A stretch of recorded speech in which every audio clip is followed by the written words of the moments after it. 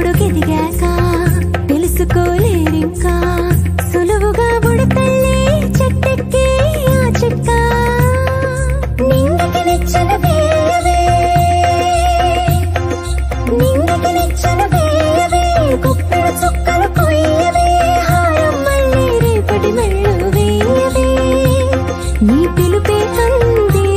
నలువైపుల నుండి అరచేతుల్లో